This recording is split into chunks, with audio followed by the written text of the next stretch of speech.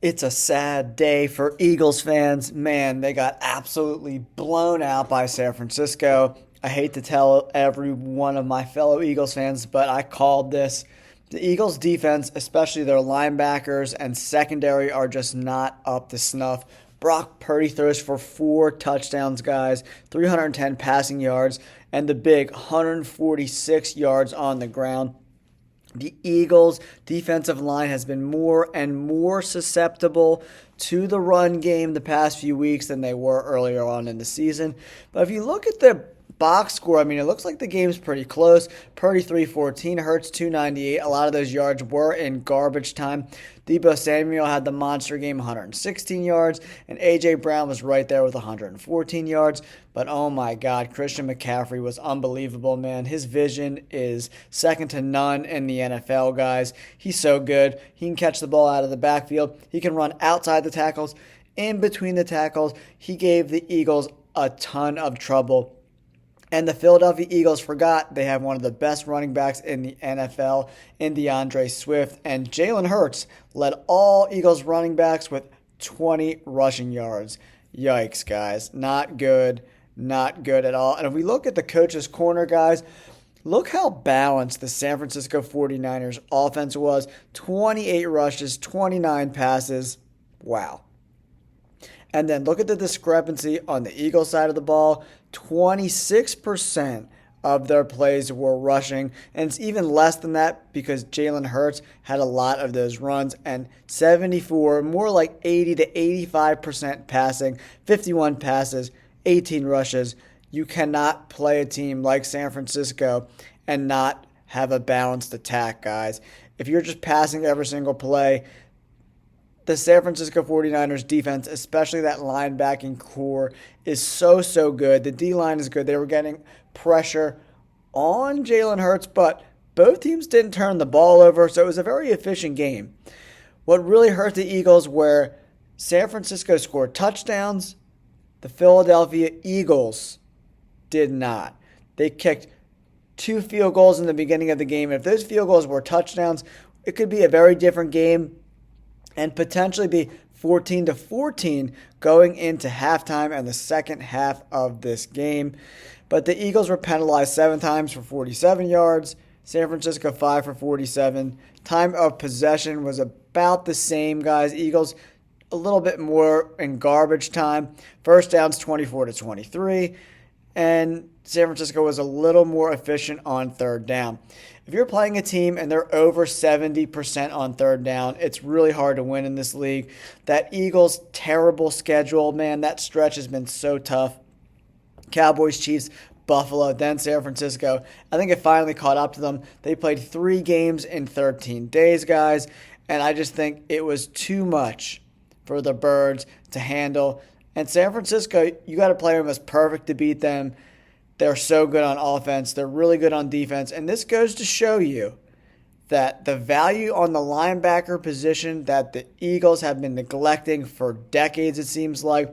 When you look at Fred Warner on San Francisco, you really see the value of a good linebacker. Not only do they make plays in the passing game and pass rushing and the run game, they're the head of the defense. They're calling out the defensive plays. They're giving the defensive players the looks. They're telling them what looks to get into. And if you have 3 bum linebackers like the Philadelphia Eagles have, all 3 of the Eagles' starting linebackers have been released by the team at some point. It's just not going to get it done, man. You're not going to be able to compete with these bum safeties the Eagles have who are missing tackles. You can't arm tackle Deebo Samuel, guys. You got to wrap him up, bring him to the ground. It's just not good enough to arm tackle these beasts, man. George Kittle, Deebo Samuel, Christian McCaffrey are not being brought down by one defender who's trying to arm tackle them. You got to get into their hips, drive them to the ground, and finish tackles. The Eagles missed a ton of tackles, guys. I want to give a shout out to CSN Philly's Reuben Frank. He does a great job breaking down the game.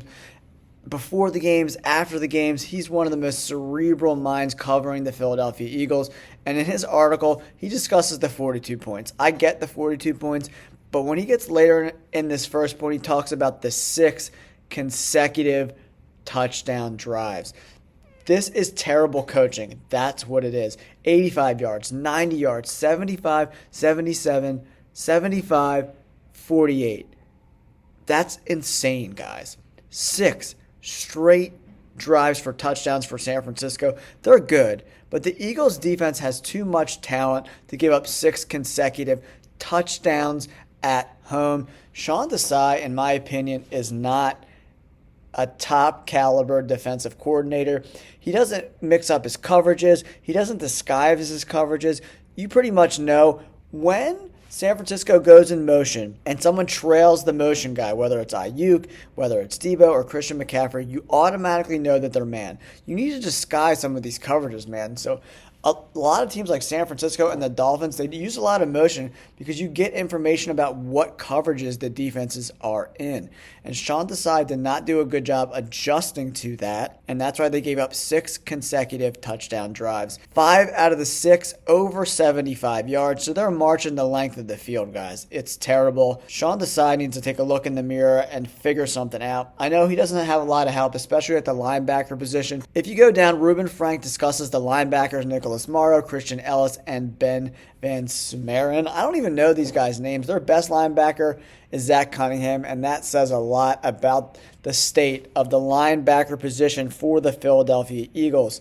They're all terrible. None of these guys would be starting on any of the other NFL teams. These guys are terrible. And Nakobe Dean is undersized, and he hasn't really been playing that great. When he was playing, is it because of that injury that he sustained? I think it's a foot injury.